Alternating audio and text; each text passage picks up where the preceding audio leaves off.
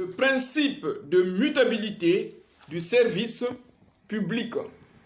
Le service public, qu'est-ce que c'est exactement? En quoi la connaissance des principes du service public peuvent être mobilisés comme un levier d'accessibilité à l'emploi dans le cadre d'entreprises en alternance ou à défaut pour un emploi stable. Comment mobiliser votre mémoire et mobiliser les compétences sélectionnées à partir du service public pour intégrer le monde du travail. Il est question d'élargir le champ de vos études en essayant de s'éloigner de la dimension totalement théorique pour embrasser le volet technique, de sorte que, en faisant acquisition des compétences techniques du cours de droit, vous êtes outillé pour vous présenter comme une personne susceptible de participer à l'atteinte des objectifs de l'entreprise. Autrement dit, qu'est-ce que vous avez comme compétences pratiques concrètes nécessaires aux besoins de l'entreprise? Réponse. Quand nous prenons les outils de l'intelligence artificielle et le e-commerce qui, au jour d'aujourd'hui, ont révolutionné les programmes d'enseignement universitaire, même si à l'université, les cours que vous avez ont une dimension purement théorique, mais il y a un volet pratique qu'il faut intégrer. Prenons le cas du principe de la mutabilité du service public énoncé par le Conseil d'État 27 janvier 1961, arrêt Vanier. Ce principe est actuellement pratiqué au sein des services publics. Un exemple, en France, tous les services de l'État ont été dématérialisés. Or, dans la pratique, au sein de l'administration, il y a ce qu'on appelle la résistance au changement.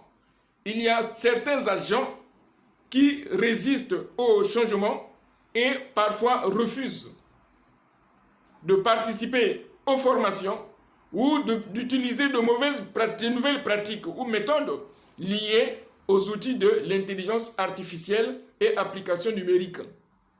Vous allez peut-être me dire quel est le lien avec le e-commerce. Mais l'État commercialise également des logiciels dans le cadre de la coopération internationale.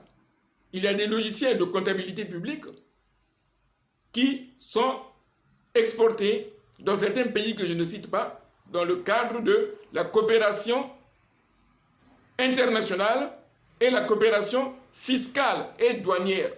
En matière de lutte contre la fraude fiscale et le blanchiment d'argent, la France entretient de rapports de coopération internationale avec des pays partenaires pour donner une efficience aux opérations de lutte contre la fraude fiscale, le délit de blanchiment d'argent, mais également la fraude sur la domiciliation des entreprises.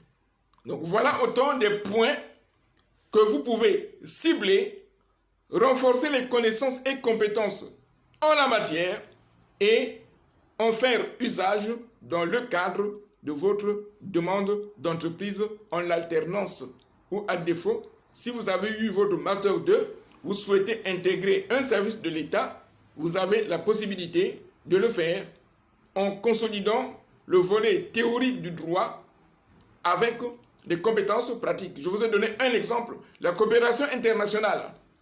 Vous avez également la possibilité de demander un stage en France, si vous êtes en Afrique, sur la base de cette thématique, et venir consolider le volet théorique au sein d'une administration française. C'est une possibilité. Si vous avez besoin d'un accompagnement en ce sens, n'hésitez pas à contacter notre établissement.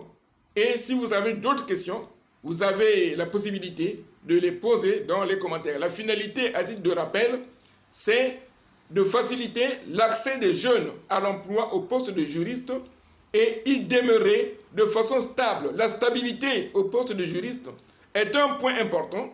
Il suffit uniquement de regarder dans la pratique combien d'avocats changent ou combien de juristes finissent par se retrouver dans d'autres domaines en dehors des études juridiques qui ont mobilisé un temps énorme en milieu universitaire.